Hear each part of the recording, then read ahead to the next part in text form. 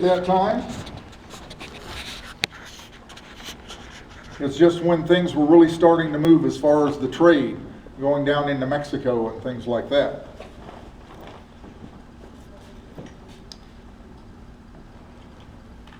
So I'd like you to meet a gentleman called Charles Taggart. Jeff! Greenhorns, Flatlanders! By the Almighty, I don't know what's worse. Being chased up a blind canyon by Blackfoot Indians or dealing with greenhorns. They got the darndest ideas about where they're going and what they're getting ready to do. So they all think they're going on some kind of holiday. They're going to roll across the prairie for the next 6 months and watch the grass roll by their wagon wheels and pick the flowers as they go. And they want to take everything that's ever made along with them. Well, I can't go without Great Aunt Mary's sideboard. I gotta have Uncle Chester George. It's been in the family for years. Well, Ma can't do without her cast iron stove. We gotta put that in the wagon. Huh. Now look at here. You take that foofaroo foolishness and you sell it here and take the money with you to Oregon. That way you can buy new when you get there. They roll their eyes up the back of their head and walk away. It's even worse when I talk to them about their horses. I say, now look at here. Them horses, they did you well back here in the settlements.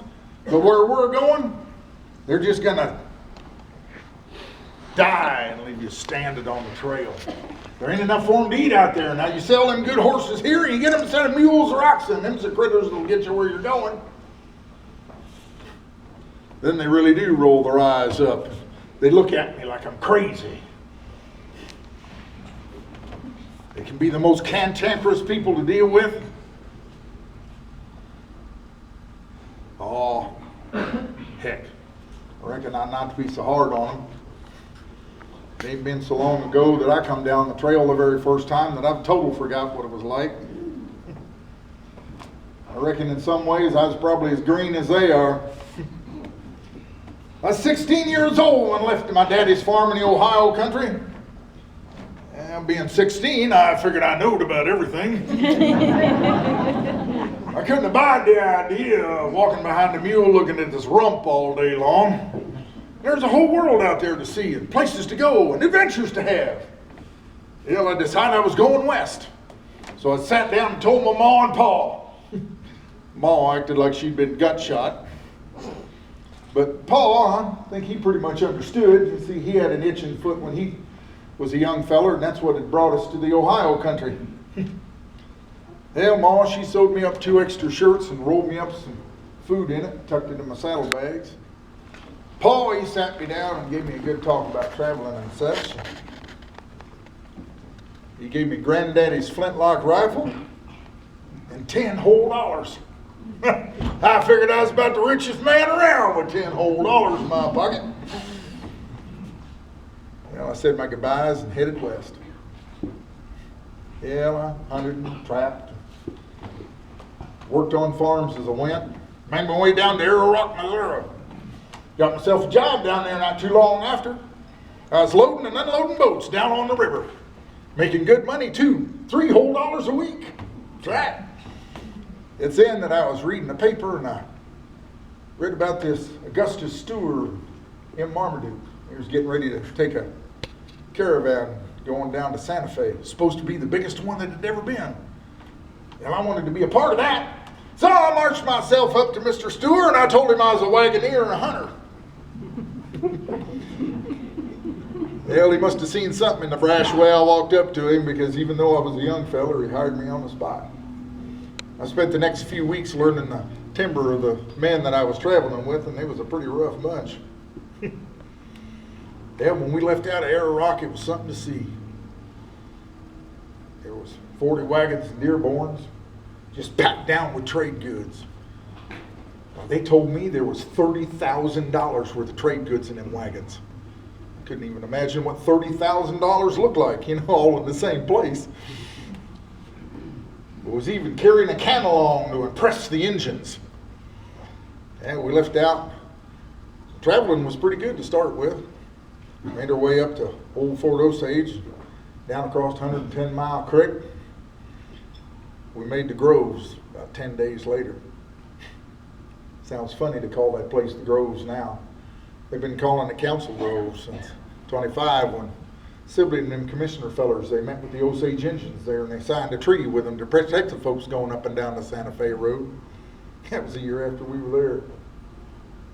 Yeah, we spent our days cutting extra hardwood for the wagons, extra axles and bows. They told me it was the last place to get hardwood cleaned down to Santa Fe. I decided around the fires at night and listened to the stories the older fellows told. Tried to figure out what was the truth and what was just a bunch of tall tales. Yeah.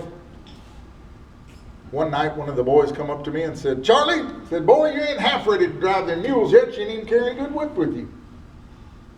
Heck, I'd never used a whip before. He said, "Where we're going, you'll need it." So he taught me how to use that whip, how to wheel it above my head and snap it above my critters. Yeah. The one thing he did tell me, though, he says, "Boy, if you touch them critters with that whip, I'll use it on you. You hurt them critters, they ain't going to be able to pull them wagons. So you crack it close so they'll move away from you. But you don't ever touch them." And I took that to heart because he was big enough, I think he would have used a whip on me. Yeah. We left out of the Groves. It was pretty good traveling. We come to a place called Plum Buttes. Plum Buttes. Ain't much to look at. It's 3 old sand hills kind of sticking up out of the prairie. But I always remember that place because I saw buffalo there for the first time. Great shaggy beasts, thousands of them just as far as the eyes could see. And when the herds went to running, the sound of their hooves hitting the earth was like rolling thunder coming back to you. The boys grabbed up the rifles and I grabbed mine too. We snuck up on that herd and we killed just some of them buffalo. We skinned them out, cut the meat up, brought it back to camp and used the irons off of the wagons and run the big chunks of meat on them and hung them over the fire while we was doing our chores. You could smell that meat cooking no matter where you were. Hell, come evening time, you walk by a piece, it looked like it was done, you just take your knife out, cut you a long chunk off the side. You sit there and eat it. That old grease just kind of running down your chin and all over your hands. Ah, it was prime. Hell, Ma taught me, don't let nothing go to waste. Well, I'd take that grease, breeze my hair down real good, my beard. Didn't have to worry about my hair blowing in the wind for nearly a week. And if you left her on a few extra days and let it get a little smell on it, keep the flies and mosquitoes away too.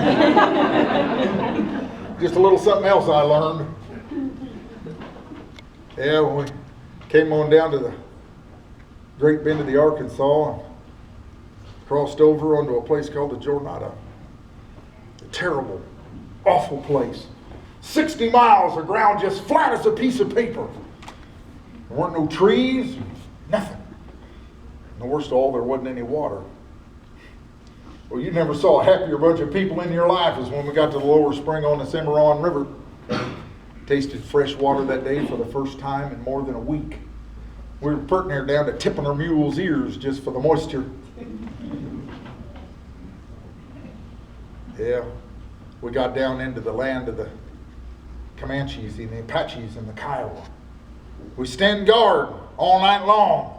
I remember many a night when I was sitting there watching the mules with my hands wrapped around my rifle so tight, my knuckles turned white. I was looking out there in the dark thinking every shadow was an inch behind every bush. We never did have much trouble at all. There was one night though, one of the young fellows was guarding and I guess he's just sitting there and he saw something move in the dark. So he started looking over there and pretty soon that shadow would move a little bit. And it moved a little bit closer. The closer it got, the scareder he got. He was whispering out, "Anybody there? Is there anybody there?" Yeah, nothing answered back. Well, finally that shadow moved again and he threw his rifle up and touched her off. Well, the whole camp came alive and we all came running with torches to see what had happened. And he said, "Over there! Over there!" So we run over there with the torches and sure enough we found what he was shooting at. Darned if he hadn't shot Mr. Stewart's mule. Woo! Mr. Stewart was a mad man for about a week. That poor fella had to ride clear in the back just to stay away from him. That was really most of the trouble that we had. Got so tired of carrying that cannon along, we rolled her off in the river. Said, yeah, we'll come back and pick her up later. 75 days after we left, we rode over the top of the ridge and looked down on Santa Fe. I'd heard tales about Santa Fe. It was a place to make money. Really fine. So I rode over the top of that ridge and I looked down and said, this is Santa Fe? Well, it wasn't nothing but a bunch of mud houses painted with whitewash and a few wooden buildings in the center square. I was kind of disappointed. But the people made up for it. While there was the darndest hoorah and yelling coming in, well, you'd think we was all royalty. And we spent the next few weeks trading off what we brought down for gold and silver coins, and beaver pelts and mules to take back north with us. At night, I'd sit in the cantinas, listen to the stories of some of the strangest men I'd ever seen.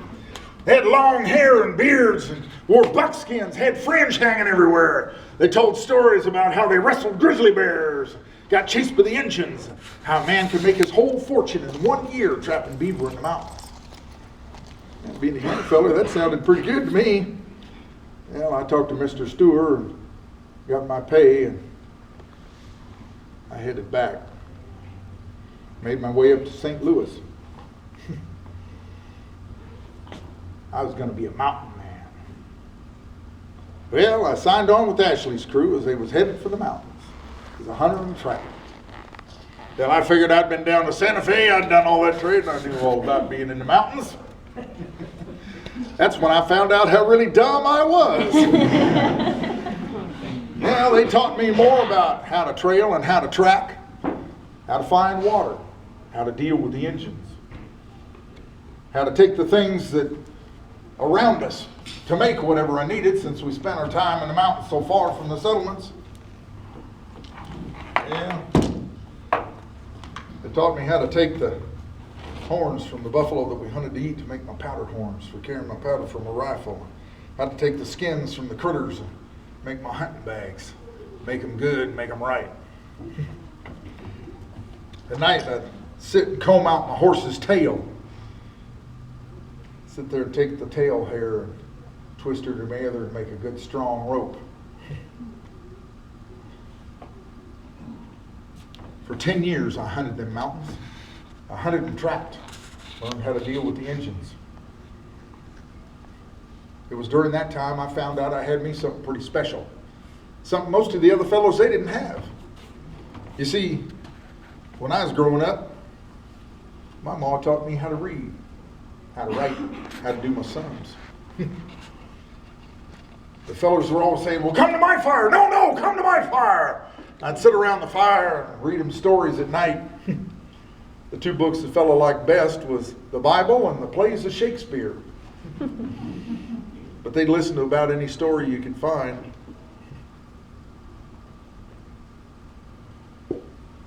Also found out dealing with the Indians that, them Indians was pretty fine people. If you treated them fair, they treat you fair too.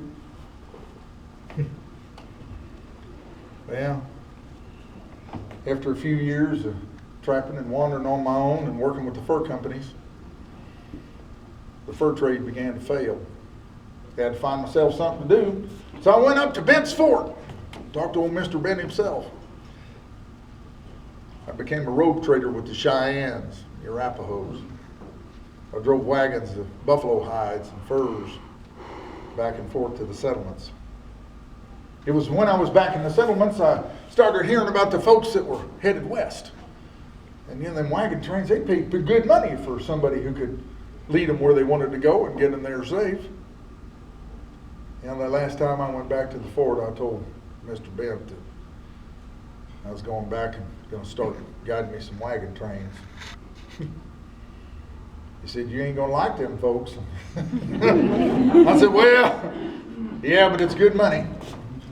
Well, he met me at the gate as I was leaving, and he says, Charlie, says, this will do you well. Use it and think of us. Yeah, well, I've spent many a night, and many an afternoon, and many a day sitting on a ridge, looking out ahead and seeing what was coming. And he was right. I've used this old spyglass for many years. Now I guide the immigrant trains. Yeah, they can be cantankerous folks to deal with, but the funny thing about it is that most of them don't even come from this country. They come from all over the world, and they're headed west to start new lives. I guess in that way that pretty much makes them all the same, because I all got the same dream, even though most of them don't even speak English. It's hard to deal with them. But they got the dream. They want to go west.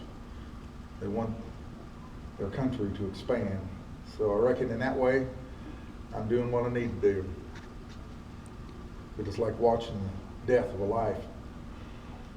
Because the more they come, the more the mountain critters like me got no place to be. Oh, we're real good and wanted as long as we can teach them something or get them there safe or deal with the engines so they don't mess with them. That's the funniest part. Watching the engines when they come down on the wagon trains. They come down hooping and hollering and yelling and riding around and getting them all scared, so they put them all in a single place. Then they send one of their fellows down to do some trading. Oh, well, they'd let us get through safe if we, get my horse or two or a side of bacon or something like that, bag of jerky. I watch them sit on the ridges after they've come down to do their trading, laughing and giggling and eating, watching the wagons go by. There weren't no danger to them. They were just getting a little free stuff. Oh, well. I got to go down to the train and talk to another group that I'm getting ready to take. Answer a bunch more fool questions. If there ain't one thing and there ain't another, there's always fool questions to answer. There's always fool questions.